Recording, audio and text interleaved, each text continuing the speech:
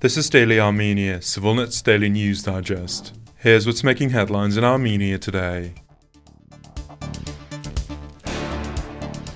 A cross-party committee of 19 Swiss parliamentarians will launch an initiative next Monday to support the return of displaced Armenians to Nagorno-Karabakh. The Swiss Peace Initiative, based on legislation passed by the Swiss Parliament in March, aims to organize an international peace forum on the Nagorno-Karabakh conflict to facilitate dialogue between Azerbaijan and representatives of Nagorno-Karabakh Armenians, according to a press release from the Zurich-based NGO Christian Solidarity International. The international community wants those people to be able to return home if they choose to do so, but time is working against them. Nicholas Walder, co-rapporteur of the initiative, said when the proposal was approved by the lower house in December. The Swiss Parliament's decision in March came despite opposition from Foreign Minister Ignacio Cassis, who warned that the forum could damage relations with Azerbaijan. Cassis urged lawmakers to reject the bill, noting that Switzerland recognizes Azerbaijan's territorial integrity and does not recognize Nagorno-Karabakh or its representatives. Armenia's former Foreign Minister Vardan Oskanyan, as well as Sarkis Shahinian, the General Secretary of the Switzerland-Armenia Parliamentary Friendship Group, and Dr. Joel Velkamp from CSI will feature as speakers at the event next week. While Azerbaijan has claimed it welcomes the return of Armenians following the September 2023 ethnic cleansing, international observers note that these assertions lack credible mechanisms to ensure safety and fundamental rights for returning Armenians.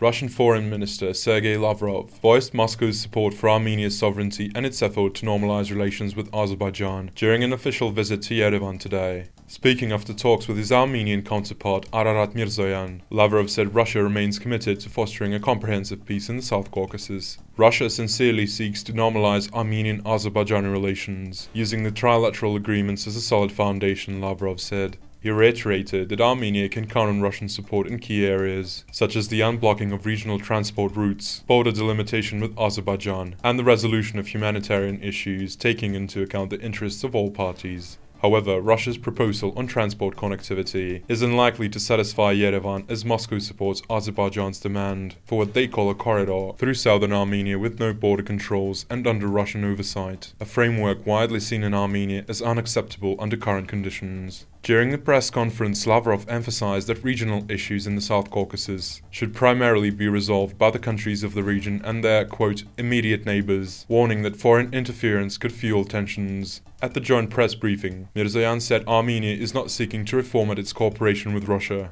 despite acknowledging that recent events expose flaws in the existing security architecture. He stressed that Yerevan's commitments to Moscow remain in force and are formally documented. The relations between Armenia and Russia have worsened in recent years, largely due to Yerevan's increasingly Western-oriented foreign policy under Prime Minister Nikol Pashinyan. Tensions have also deepened over Armenia's dissatisfaction with Russia's lack of military support during Azerbaijan's 2022 incursion into eastern regions of Armenia and the 2023 ethnic cleansing of Armenians in Nagorno-Karabakh. Today's visit of the Russian delegation triggered a demonstration in front of the Foreign Ministry building in central Yerevan. Various civil society representatives protested Armenia's diplomatic engagement with Russia, citing Moscow's invasion of Ukraine and its interference with Armenia's sovereign affairs and domestic politics as their primary concern. Make sure you watch our interview with author Birgit Kofler, who joined CivilNet to explore the history and legacy of Operation Nemesis, the covert mission to assassinate the orchestrators of the Armenian genocide. Reflecting on Nemesis as an organized response to the failure of international justice, she explained why legal frameworks remain fragile in the face of political considerations. Watch the full video by following the link below. And as always, please follow CivilNet for the latest news and independent reporting from our contributors on the ground here in Armenia.